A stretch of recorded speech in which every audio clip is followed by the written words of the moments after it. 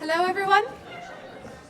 Hello. I know that we had some impressions about a slightly longer lunch break than expected, but we are going to go ahead and get started and keep to our posted schedule.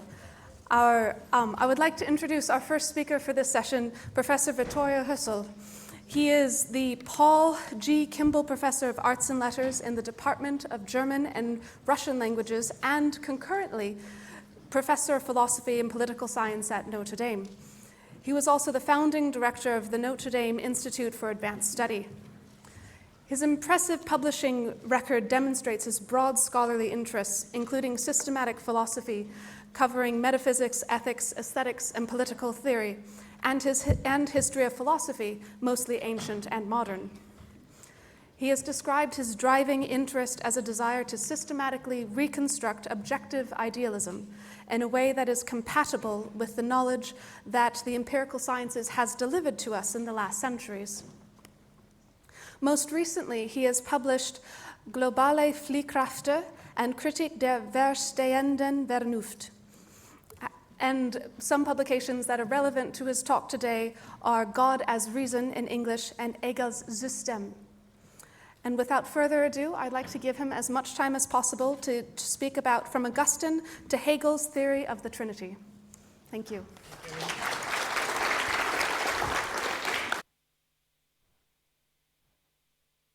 Thank you very much, Emily, for the kind introduction. It's a great honor and pleasure to speak at this wonderful conference, and I want also to thank all the organizers, particularly Ryan Hecker, for the enormous effort that they have put in it and the kindness with which they answered all concerns that occurred. My paper was already put online because I would need 70 minutes to deliver it, and I have only 20, so those of you interested in the details of the argument, I encourage to look at it. I compare Augustine and Hegel because both Augustine and Hegel connect their Trinitarian endeavors to highly innovative doctrines of the mind. Ultimately, it is our wish to understand the mind that for both thinkers renders a Trinitarian ontology necessary.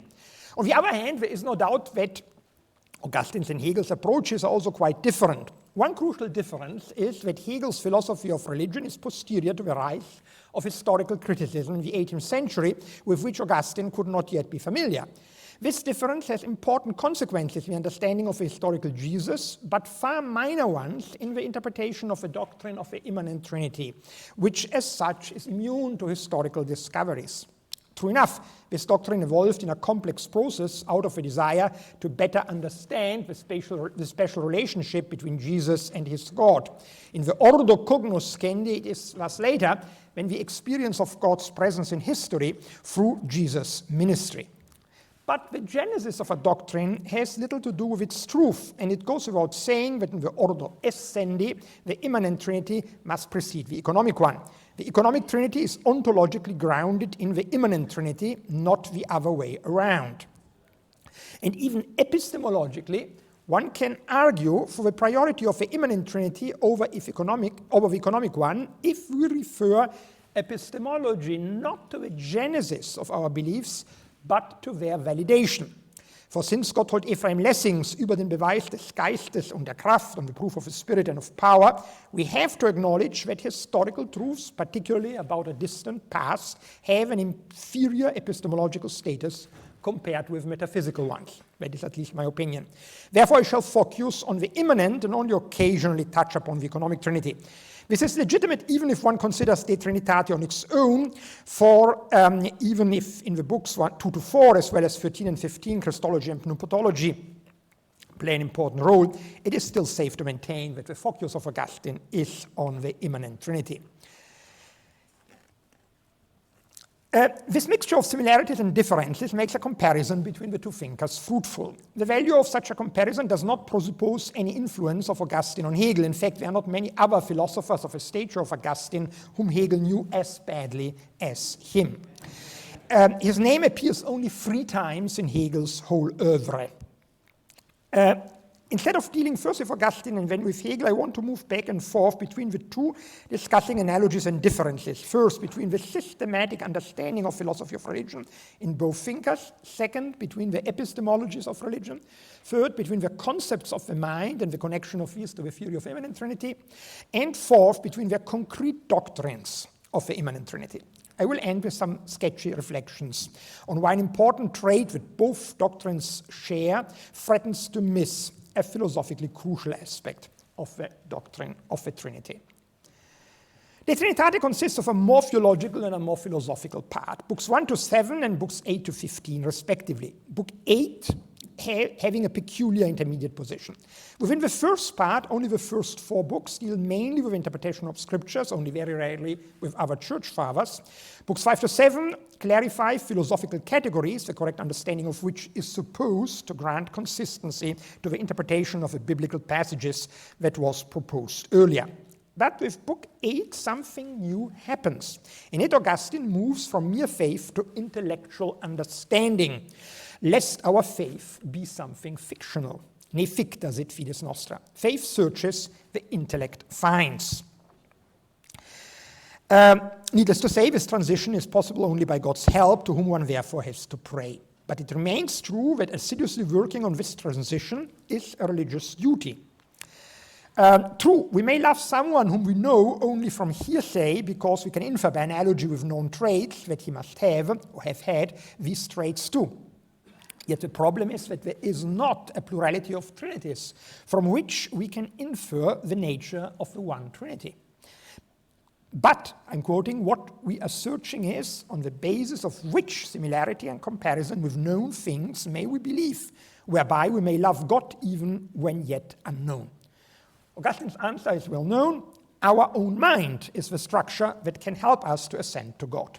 The profound philosophical psychology of the following books contains also some of the most original arguments of the whole ancient philosophy on foundational issues, quote, something which the opponents cannot doubt and which is explicitly contrasted with the earlier interpretation of Scripture. The place of the doctrine of Trinity in Hegel's system is different. First of all, Hegel does not feel the need to justify his beliefs in the Trinity by quoting the Bible or later ecclesiastical authorities. His procedure is based on reason alone. Further, the term philosophy of religion has 2 different meanings as only the 19th century really understood. For it can either refer to God, then philosophy of religion is the same thing as natural or rational religion, a doctrine of God based on reason, or to the human phenomenon of religion. Hegel's pupil Feuerbach was one of the first to articulate a philosophy of religion in the second sense. Now, Hegel's one of the few philosophers who has philosophies of religion in both senses. For what he calls philosophy of religion has its place in the third part of the system laid out in the Encyclopedia. The third part deals with spirit, and its third part and last part, after subjective and objective spirit, absolute spirit. Despite its name, it does not refer to an infinite mind, but to the activities of the human mind directed toward grasping and expressing the principle of the world. It encompasses in increasing rank order art, religion, and philosophy. While this explains why Feuerbach could be motivated by his teacher to develop his novel anthropology of religion, it's clear that Hegel's philosophy of religion in this limited sense is not the whole story. For unlike Feuerbach, Hegel has a complex metaphysics developed in his work Science of Logic, which culminates in the doctrine of a triadic absolute idea. It is this absolute idea, not absolute spirit, that comes closest to what Augustine conceives as immanent Trinity. The absolute idea, as the highest form of the logical forms of being, which are neither spatial nor temporal, underlies all that is, also nature and spirit, the topics of the second and the third part of Hegel's system. Therefore, Hegel can claim that it's, in the lectures on the philosophy of religion, that it's no longer his task to demonstrate the Trinity, for that is the whole content of philosophy. Hegel's concept of logic intertwines in a complex way philosophical theology, general ontology, logic, and transcendental philosophy. God's thinking constitutes the structures of being and the arguments by which we approach truth, both formal and transcendental ones, cannot be external to God, but are grounded in the atemporal reason in which we humans participate in a specifically temporal way. In the triadic structure of his ontology, Hegel comes close to Augustine, for the latter too distinguishes between the physical, the mental, and the ideal in an ascending order. The soul is distinguished from the body by not being visible and lacking extension, but like the body, it is mutable and thus in time. God, however, according to Augustine, is neither visible nor mutable. He is identical with the eternal truth. Augustine's immanent Trinity is outside of time. Past and future are categories not relevant to God. There's nothing that God can learn for historical events. His atemporal rational will is the ground of the order that permeates the world.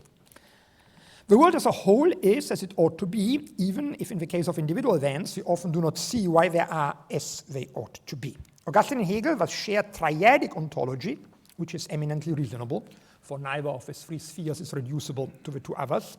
But only Hegel and not Augustine interprets this triadic ontology in a Trinitarian way, because according to Hegel, the logical realm exteriorizes itself into nature, out of which spirit evolves, which in the shape of the absolute spirit returns to its origin. The higher forms of Hegel's so-called Realphilosophie, which deal with nature and spirit, come closer to the absolute idea. And so in the human phenomenon of the absolute spirit, the absolute idea is present and manifests itself in a particularly intense way. Within the form of religion, Christianity is considered the absolute religion because its doctrine of the Trinity comes closest to the absolute idea as grasped by philosophy. Philosophy in Hegel is the standard by which religious assertions are evaluated. I'm not sure that this alone is so different from Augustine, for both thinkers distance themselves from popular expressions in the Bible and interpret them according to what is philosophically reasonable. Furthermore, Hegel is able to integrate many of religious studies' concerns into his own approach. He prepares his philosophical interpretation of Christianity by a thorough analysis of the non-Christian religions that is willing to recognize whatever truth is in them.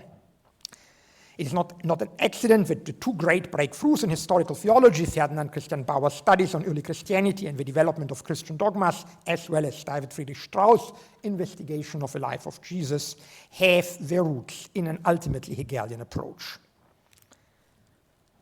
Strauss did not know that one of the early writings by his teacher, completely published only in 1907 by Hermann Nohl, was the rationalistic Das Leben Jesu, the life of Jesus, written 1795, which applied the historical method to the reading of the Gospels and deprived Jesus' life of any miracle, including the resurrection. For the mature Hegel, the task of a philosophy of religion is not to defend the stories about Jesus narrated in the Gospels, even less to defend the later Christological dogmas, but to understand why the change of the human mind that was connected with the belief in the stories led to a new relationship of humankind with God. For Hegel, it has often been said, Pentecost, not Easter, is the crucial event. And his own metaphysics of spirit continues a pneumatology of the New Testament. The spiritual changes occurring with Christianity are not a simple fact, but indeed, according to Hegel, a crucial part of God's plan for the whole world. God permeates the whole world, but the history of Christianity is a particularly important moment of his presence. Let's go to the second point. What are the differences between Hegel's and Augustine's epistemology? Neither of them endorses Aquinas' demarcating line between rationally demonstrable tenets of Christianity and dogmas that, while not inconsistent, are based on revelation. Still, there are three very important differences which I can only shortly touch upon. Firstly, Augustine does not know any functional equivalent of the Hegelian distinction between Verstand, understanding, and Vernunft, reason. Within the later medieval tradition, of course, Nicholas of Cusa is the one who, with his distinction between ratio and intellectus, comes closest to the Hegelian distinction. The second difference concerns the role of faith. How so if I claim that both Augustine and Hegel want to offer a rational justification of faith? Well, the difference is, of course, that Augustine doesn't doubt that the faith is true, and he follows the fide regula, the rule of faith. So he seems to exclude a priori the possibility that in the process of a rational investigation of the faith, crucial tenets of it may become rejected because they either cannot be justified or even prove to be inconsistent. Hegel, on the other hand, certainly teaches that the absolute religion and philosophy have the same content, although in different forms, but in this transformation, the content of the representation is modified clearly. The third important difference concerns the fact that despite Augustine's insistence on the duty, the religious duty, to move from faith to intellect, he does not believe that an ultimate understanding is granted to us in this life. Even if the intellect surpasses faith, the former will be replaced by direct vision in the next life from face to face. 1 Corinthians 13:12, a passage Augustine likes to quote. There is nothing equivalent to that in Hegel, because Hegel does not have an eschatological horizon.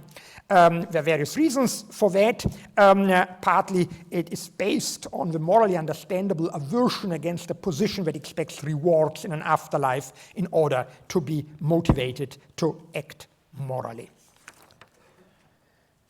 Both Hegel and Augustine are deeply fascinated by the nature of the human mind. For both, the mind essentially refers to a mental content which can be, but need not be, an external physical object. For the mind can also refer to itself. It has the capacity of reflexivity, even if it does not always actualize it. It is this relating of the mind to itself which constitutes at the same time a unity and a differentiation that for both thinkers is a manifestation of the absolute triune principle of the world. With this focus on spirit, Hegel claims to complete a philosophical journey that began with Descartes.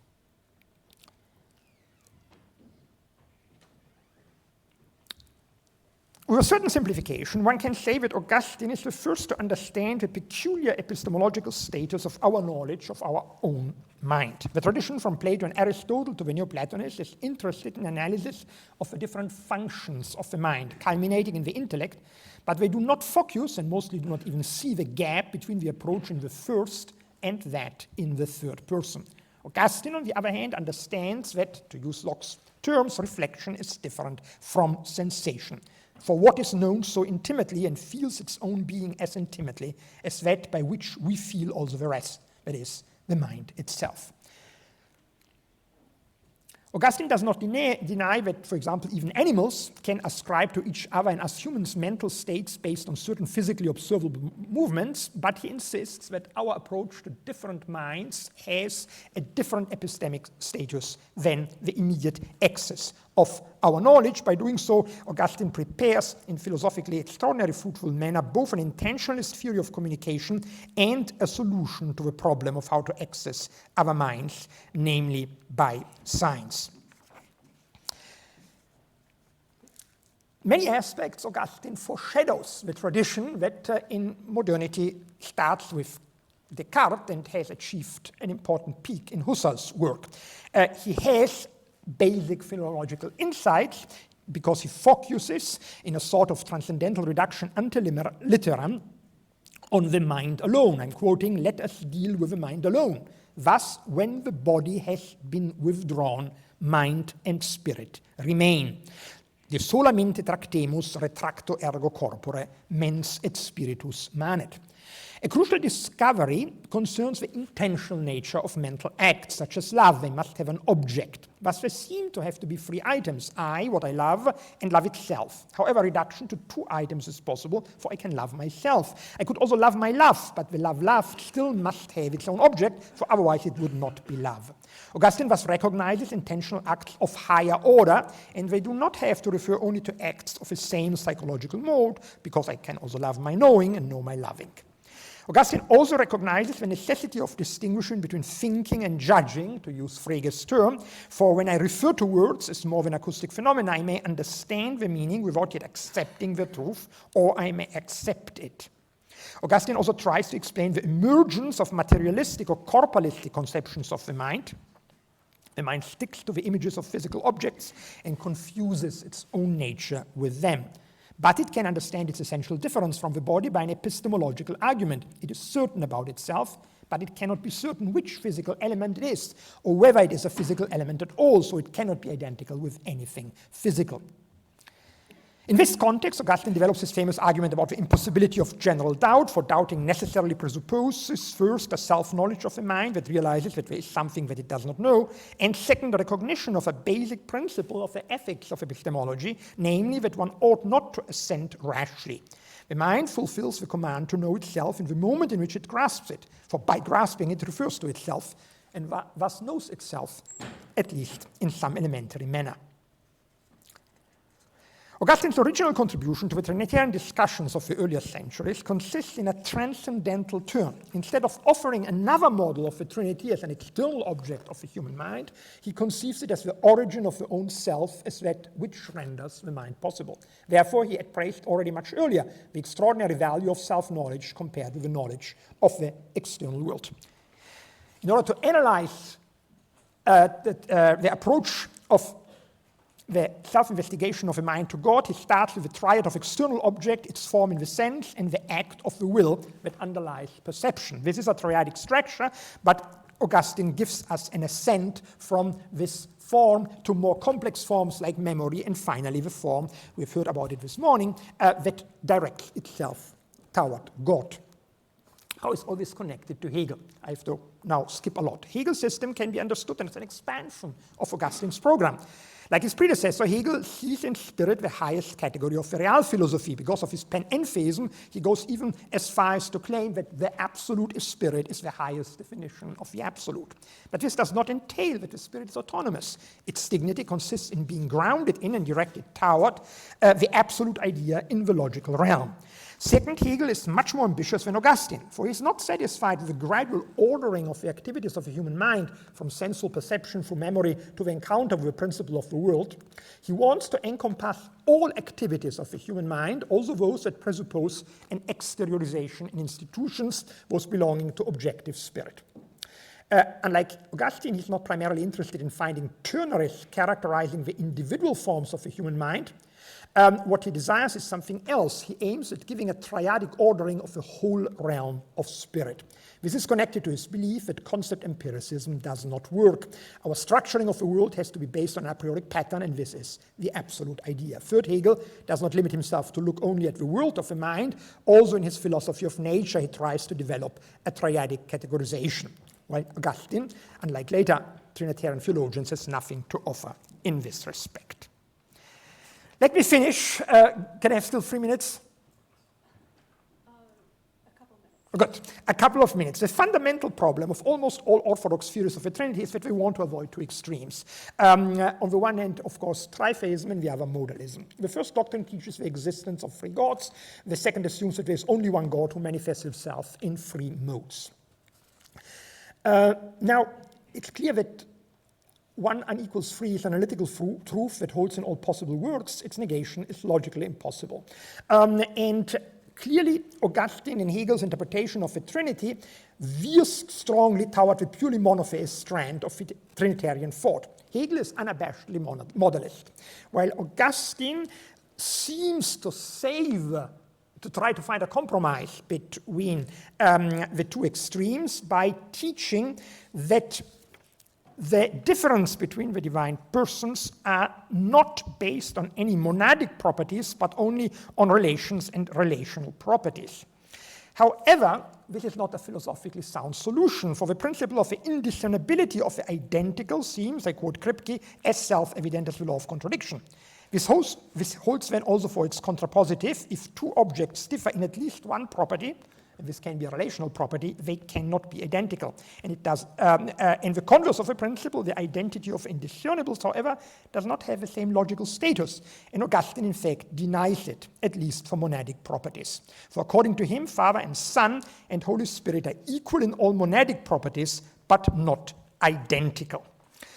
And this explains why there has been the strong alternative in later developments of the Trinity. I mentioned Richard of St. Victor, of having a more explicit intersubjective model of the Trinity. The social doctrines of the Trinity, we've spoken about them several times. I have strong sympathies for them, but I do not have time to mention the arguments. I want only to say that the main argument that seems to drive in that direction is that if we assume that there is a duty or reasonable principle to become closer to God. And if God is conceived only as a lonely subject, intersubjectivity seems to have only an instrumental value in order to get us into the relation with God. But if we assume that God itself has some form of elementary intersubjectivity, then it's much easier to ascribe intrinsic value to intersubjective relations. Thank you very much for your attention.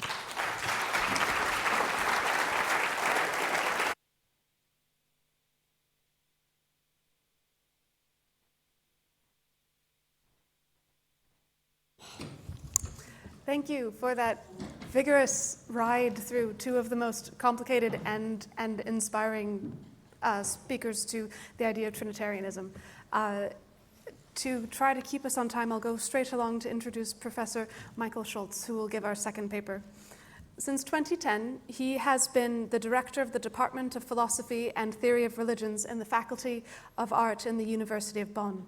He studied philosophy and theology in Mainz, Rome, and Munich, and wrote his PhD titled Sein und Trinität, Being in Trinity, on the reception of Hegel's Trinitarian Ontology in Protestant and Catholic thought.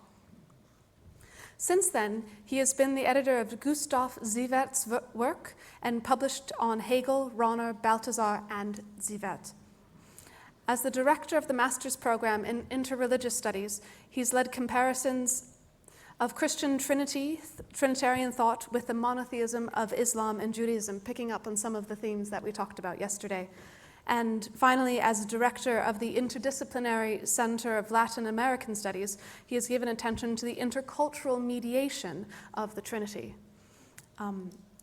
His talk today is The Trinitarian Ontology and Positivity of Being, according to Gustav Siewerth and Hans Urs von Balthasar, with G.W. Hegel in the background, as always. Thank you.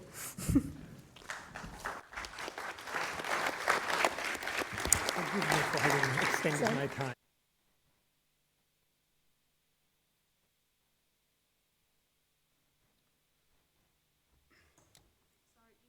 Scary clock.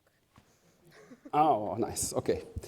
So thank you very much for the kind introduction. Thank you very much, Ryan Hecker, who is the organizer of this. He was my first contact, and I was always astonished how quick he could answer emails, so that had problems even to answer his answers. So it was a very good organization and a very nice form to get into all these topics of this conference. So today my topic, Trinitarian Ontology and the Positivity of Being, in the works of Gustav Siewerth and Hans Urs von Balthasar in conversation with Hegel. This paper systematically reconstructs the ontological approach of two Catholic authors, the German philosopher Gustav Siewerth, less known, and the Swiss-German philologist and theologian Hans Urs von Balthasar. Both developed their Trinitarian ontologies in conversation with Hegel's dialectic triadic philosophy of absolute subjectivity in order to prove the relevance of the dogma of the Trinity for identifying new alternative determinations of being, such as difference as negativity, the non-subsistence of being, kenosis, receptivity, and passivity. It is this the innovative contribution which they invite us to discuss. In his first work from the year 1939, Thomism as a System of Identity, Gustav Siewerth turns to oppose an interpretation of diversity as a differency of being, which he discovers in Neoplatonism. In his book, Das Schicksal der Metaphysik, The Fate of Metaphysics, published in 1959, he concludes that being is not the one, but rather the being of the beings, and that for this reason, difference is as original as being. This idea of an original difference in being is inspired by the threefold being of the Trinity. According to Siewerth, the belief in the Trinity opens a new chapter in the history of ontology. At the same time, Siewerth is aware of his indebtedness of Hegel's philosophy of the absolute, which Hegel describes with the following well-known words: the absolute is the identity of the identity and non-identity. But Siewerth paraphrases this sentence with a noteworthy alteration, almost tautologically, he writes that absolute being is, as spirit, the endless identity of the identity of a self-same identity. Siewerth avoids the expression non-identity and replaces it with a concept of identity in order to expose the positivity of a difference in God, which should be free of any negativity, flaw, or deficiency.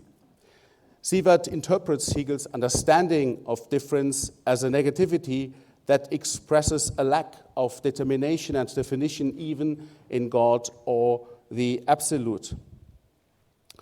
Although Siewerth welcomes Hegel's religious philosophical interest in revealing the self-identity of the Absolute in the realm of the relative or of the infinite in and with the contingent and the finite, which is what makes the incarnation and sending down of the Holy Spirit philosophical conceivable. That is, although Hegel's God can jump over the ugly ditch Lessing created between the eternal and the temporal, Siewerth does not accept the ontological means Hegel chose.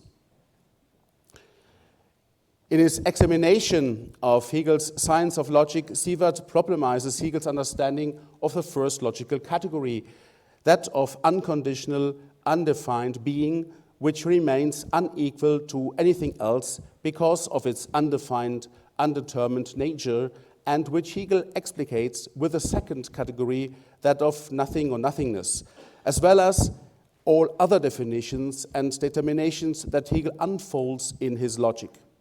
The consequence of this is that being is conceived of as a void that becomes progressively fuller. Fulfilled being is, according to Hegel, the last logical category, the absolute idea. But it too retains the original undefinedness of being, such that the idea still requires further determination and definition. As a logical archetype or inner formative principle of the absolute idea points to the necessity of the absolute to further define and determine itself through natural and intellectual history. This holds true even the absolute of Christianity, the Trinity. According to Hegel, the person of the Father represents and recapitulates undetermined being, while the Son represents nothingness as the explication of the Father. Becoming, which according to Hegel's explanation in his logic results from alternating movement from being into nothing and nothing into being, finds a corresponding religious representation in the Holy Spirit. But like the absolute idea, even the immanent Trinity demands its full realization in the economical Trinity. Siewerth, in contrast, places the fullness of divine being at the beginning of all reality in order to justify the freedom of God and creation. For this reason, he does not describe the Son as non-identity, as Hegel does, but rather as a second identity. Yet Siewerth also speaks of an inner divine nothing. The Son is not the Father is not the Son, the Spirit neither Father nor Son. In this regard, for Siewerth too, nothingness is absolutely essential to God's being. And yet, he goes further, even asking whether nothingness is not, given the eminent role it plays in our recognition of being, the forgotten transcendental of a Trinitarian ontology. Nothingness plays an important role even in God's self-knowledge and knowledge of the non-divine. But what is at stake here?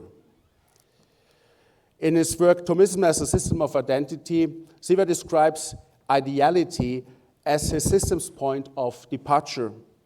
He understands ideality as a way of being through which a finite being, in its possibility and positivity, mediates from out the infinite ground.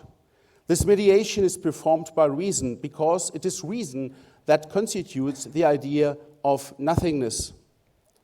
Divine reason, too, constitutes this nothing in order to, on one hand, comprehend the positivity of being and, on the other hand, recognize all varieties of the nothingness to which finite creation also belongs.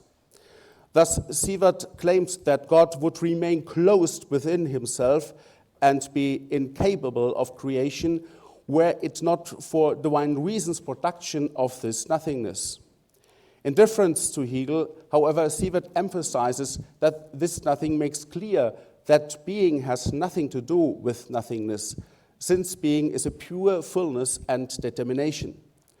For this reason, Siewerth also sees the Trinity of God's fullness of life and relationality, which that's not the first level leading up to God's departure for an even greater level of determination. Creation too is thus a free act of God. In his later writings, Siewerth connects divine reason's production of nothingness with a son's not, that is, with a procession of the inner divine otherness or non-identity, which already mentioned represents a second identity of God. Hans von Balthasar insists on this Trinitarian theological interpretation of nothingness. He cites Siewerth, but makes immediately clear that he views Siewerth's thesis regarding nothingness as a product of divine reason with reservation. And Balthasar was not the only other author for whom Siewerth's thesis appears to have been too Hegelian. If nothingness is so fundamental for God's self-recognition, and if nothingness also encompasses all creatable and possible worlds, then it is strongly suggested that God would have to create a world in order to realize itself, both in difference to, as well as in unity with it in its reality. Like Siewerth, Balthasar also emphasizes the absolute and infinite difference in the Trinitarian God in order to specify the theological place of creation. The difference between God and the world lies within the difference between God and God, between Father and Son. Moreover, as a theologian, Balthasar also sees in the inner divine difference the logical possibility of sin, which turns the difference of love into a difference of resistance against the unity of the human being with God. But even the God-forsakenness and death of the crucified is made possible by this difference between Father and Son. Yes, the difference of Father and Son makes possible, as Balthasar puts it, the undercutting and undergrinding, Unterfassen in German, of the difference between the godless and God-forsaken sinner and God, in order to integrate the sinner into the redeeming love of God. Thus, even evil has a place in God's Trinitarian being. Nothing is outside of God, not even hell. In contrast to Hegel, Balthasar emphasizes the reality of inner divine difference. He picks up on Hegel's play on words, which says that the inner divine difference is only a self-centered game of the absolute subjectivity, in which difference still has no consequences and things remain unserious. Instead, Balthasar insists on the complete seriousness of the inner divine differences. It is only for this reason that God cannot be said to have pursued some ruse of reason, as Hegel called it, in order to ultimately profit from dying on the cross, but rather acts out of selfless love. Based on their Trinitarian theological reflections and clearly in difference to Hegel, Siewerth and Balthasar both draw an initial ontological conclusion. The Trinitarian ontology begins by developing the difference between act and subsistence. What does this mean?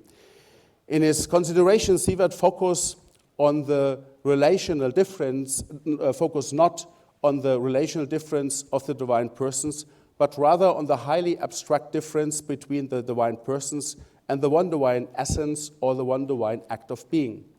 This difference has traditionally been conceived of as a formal difference between the ratio of the absolute, which defines the divine essence, and the ratio of the relation through which the divine persons are constituted. At the same time, the divine essence and the divine persons are identical. Siewerth interprets this formal difference between the subsisting divine persons and the one divine essence as a difference unity between subsistence and act. The singular act of divine essence is only real in a tripersonal subsistence. This differentiation of the act of divine essence into a three-personal subsistence is in no way implies any limitation or making finite of God's essence. God's one essence and being subsist in each of the divine persons in a hypostatic manner. Siewerth then applies this thought that the difference between act and subsistence does not indicate any limitation to the realm of the finite. The finite, too, is originally determined by the difference between act and subsistence before all other differences, which indicate an endlessness of being, like the difference between being and essence or act and potency. With his reflections on the different unity of act and subsistence, Siewerth claims to give voice to something new within the framework of a Trinitarian ontology, namely a dimension which, within the realm of the finite, represents something at once infinite, divine, and Trinitarian archetypical. The difference between act and subsistence affirms that the act of being does not subsist merely for itself, just as divine being and act does not exist independent of the divine persons. Only the beings exist analogous to the merely subsisting divine persons. It is in this way that Siewerth theoretically interprets Thomas Aquinas' ontological thesis, which with regard to the Trinity, according to which esse significat aliquid completum et simplex sed non subsistens. In its existence and subsistence, the finite being is such an image and similitude of the Trinity that Siewerth says, together with Meister Eckhart, that the created is created beyond its createdness, and that it carries the trace of the uncreated, that is, its subsistence.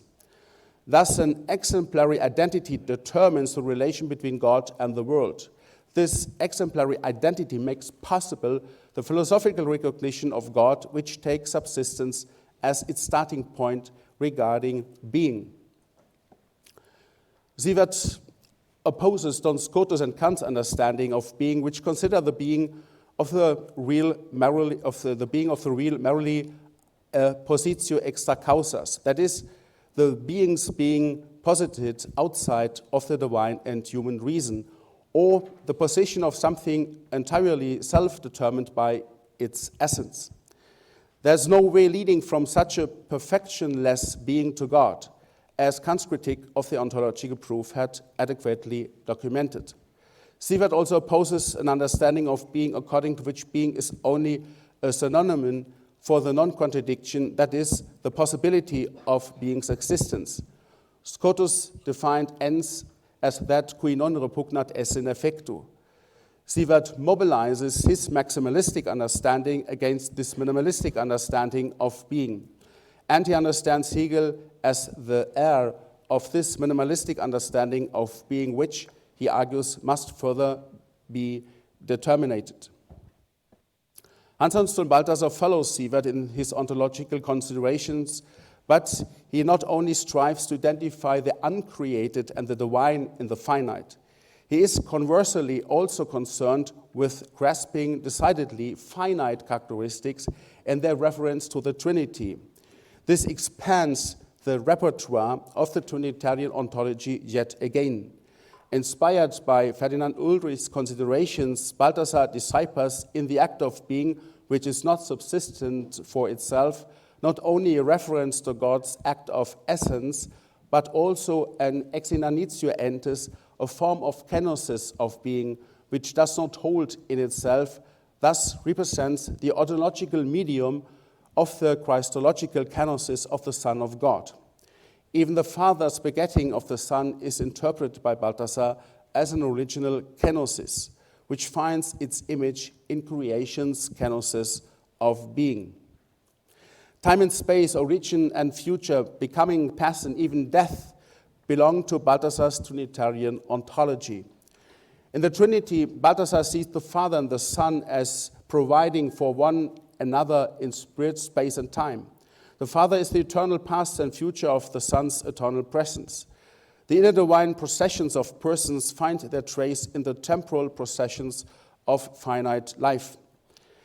In that primal kenosis of the Father, so that the Son might be, Balthasar recognizes a super death, ein Übertod, which ideally characterizes human dying as surrendering one's life for the lives of others.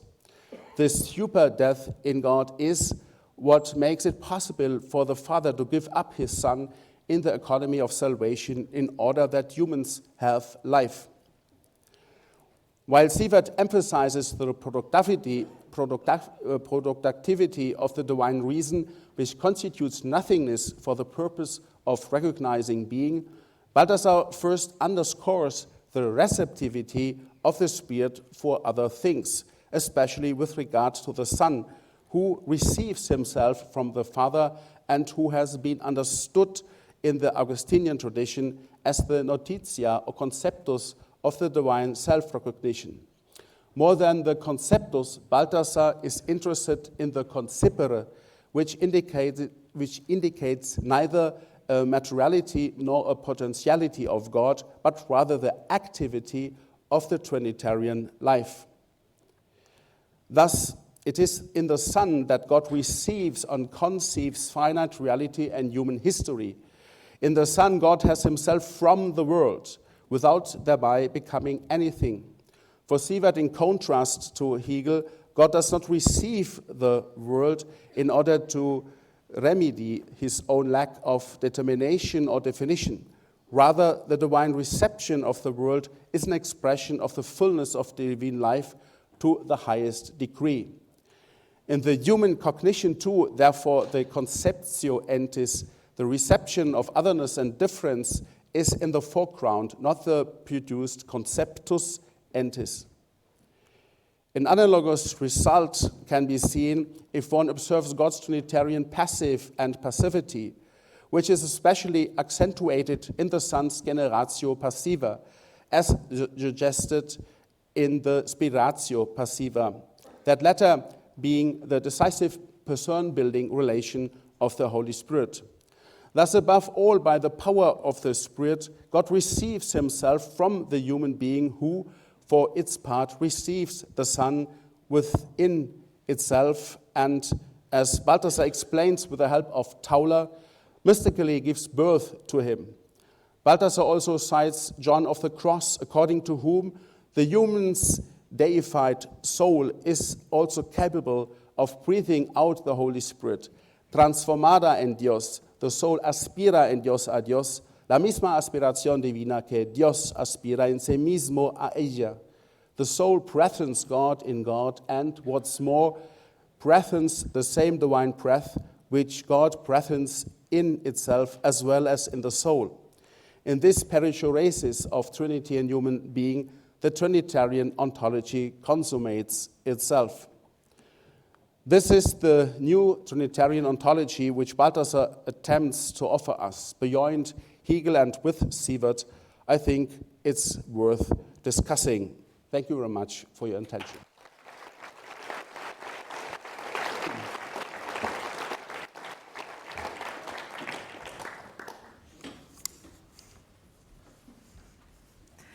Thank you so much for your paper. I think that these Trinitarian thinkers have given us a lot to engage with across in their differences and the productivity between their commonalities or how they really strongly go in different directions.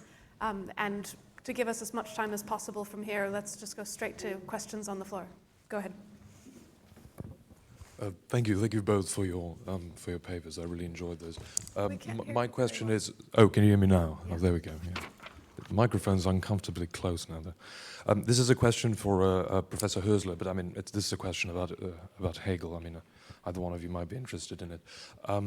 I share the impulse to assert the epistemological primacy of the immanent Trinity. I agree that what is gnoseologically important for epistemology, if if it makes sense to put it that way, is validation or justification, not genesis of knowledge. But I'm a bit curious about how this can be maintained in Hegel, who seems to want to affirm an identity of genesis and justification. So at the end of the phenomenology, where it's revealed that the presuppositions of the contents of Christianity can really only be mediated formally in absolute knowledge, from this it seems to follow that you can interpret this in two ways. If we interpret this, as I believe you do, Professor, to involve the formal autonomy of reason, then the distinction between the immanent and economic trinities actually seems to collapse. Alternatively, if we say that the Christianity doesn't really have presuppositions in a presuppositional form, as Hegel means that, until absolute knowledge, which later Hegel, after phenomenology, seems to imply, but it only has kind of Vorstellungen of faith. In that case, the economic trinity is necessarily primary epistemologically and possibly also ontologically.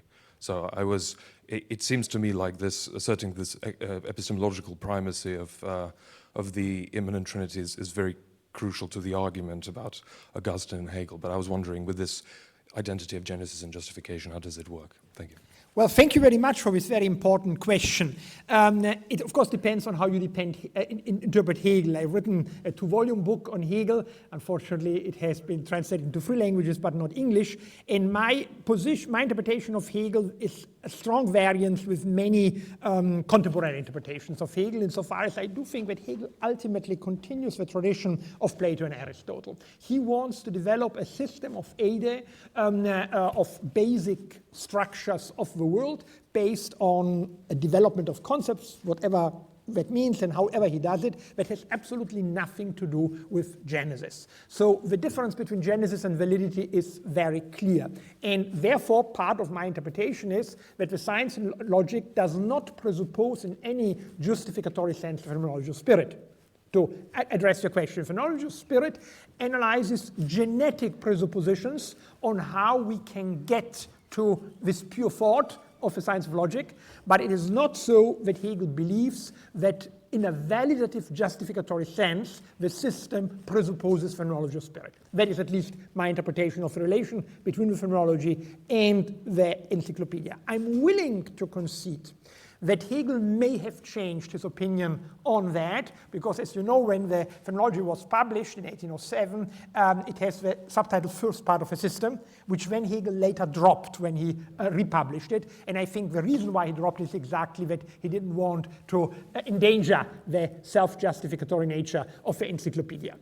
Another point that I want to add, because this is often, particularly in the Anglo-American world, that has now accepted that Kant is a great philosopher, but still has enormous difficulties to recognize that Hegel is also worth reading. Another point that I want to make clear is Hegel does not deny the principle of non-contradiction. This is, if he did, we would not lose our time reading him. But it's sufficient to read, for example, his lectures on the history of philosophy. He analyzes the philosophical system and says, this is the contradiction, therefore the system cannot be true. He presupposes always that a theory that is inconsistent cannot be true. And therefore, Hegel himself assumes that his own theory is consistent. Whether rightly or not is another question. But he certainly doesn't say, my theory is inconsistent, that's just wonderful. That would be completely nonsense. What Hegel says is, in the world, there are contradictions. And his starting point is, for example, the contradictions that we see between an institution's claims and its practice. Yeah? For example, most of us are Christians. Sometimes we are painfully aware of contradictions between claims of our churches and the way how the church behaves itself.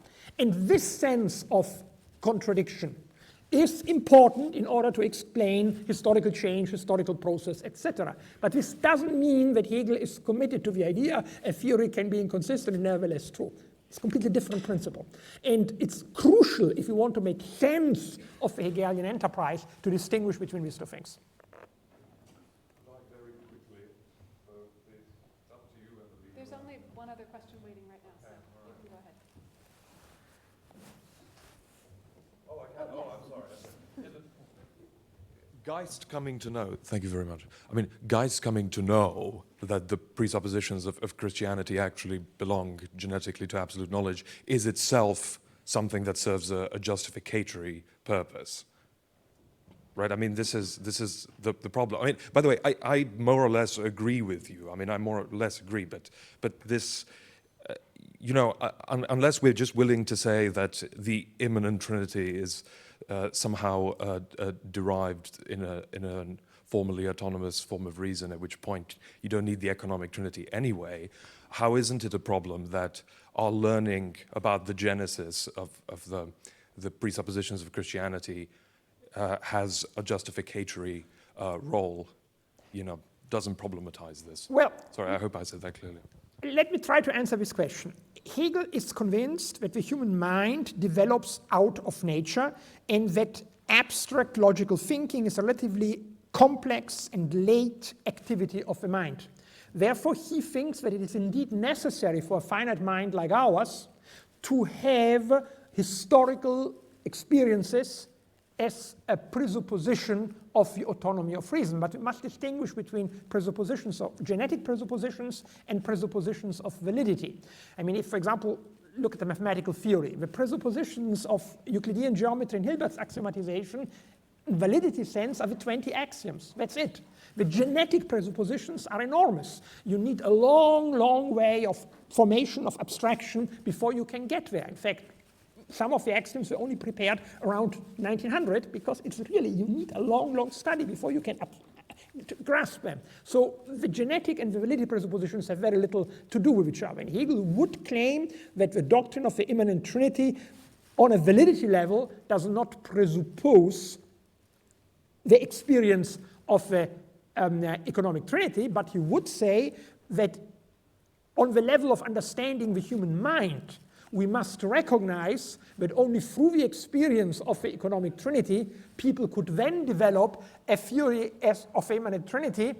He doesn't say it because he didn't know Augustine, unfortunately, but I would say as powerful as what we find in book 8 to 10 of the Trinitate. Over here, Ryan. Thank you. So this is a question about Siewerth. I suspect, but would like to hear your comments on this, that Siewerth might be being very unfair to Hegel in his characterization of being. So let's try and make this clear. We can distinguish, I think, between two kinds of scope in the early categories of the logic. One would be the degree to which a given category maps over the absolute, and the other would be the degree to which it makes explicit the conceptual content in the territory it covers. By the time he's passed through the phenomenology for the greater logic or the preliminary conception for the encyclopedia, I take it that Hegel has already tried to establish that there is no substantial disconnect between mind and world, and that world, insofar as it exists, is conceptual structure in motion. Then being comes onto the scene. Being would be the absolute tout court, taken as merely absolute in scope. This isn't itself a denial that the absolute consists all and only of conceptual structure. It's just, it makes literally none of that conceptual structure explicit. Making it explicit is the task of the early parts of the doctrine of being. So the question becomes this. Is there a conflation of these two senses of scope in Siewerth? And if so, is that why he diagnoses Hegel as having a dangerous form of nothingness present all the way through the logic? Yes, to some extent it's correct what you said, that Siewerth takes the logic, especially the beginning, as something which describes being, and he does not really care what is the whole context you mentioned now. So he just takes it as the definition of being, and that's a big question if he really takes aware what is the sense of the system, what is the scope at different levels, or what is the role of the phenomenology to come to the beginning of the logic in being. This you can discuss. This was criticized a lot. Many said, well, this is a classic critique of theologians, especially Catholics, against Hegel. There's nothing new. This can be a classic critique. But on the other hand, sure that you can discuss if a concept of being at the end is helpful, which understands being as a process which has to be done, that being itself has to determine itself by a development or not. So what I think the big difference which Hegel tries to show, Siewerth tries to show it, that he has a complete other understanding of being, as this fullness, as this completeness at the very beginning, which according to him only guarantees freedom and even the possibility of love. Otherwise you feel into this ruse of reason, that at the end, although you speak of a sacrifice, of the death on the cross, in the end you always try to find yourself. You're always self-related in a negative, you could say even egoistic sense. And he wants to avoid this idea, and therefore he starts from the fullness of being. This is his idea. So a lack of determination and fullness, and now and that's all what he takes from Hegel, not a very complex or sophisticated interpretation. I think we'll actually have to put it to a stop there. We went a little longer because we started a little late, but can you join me in thanking our speakers for this session?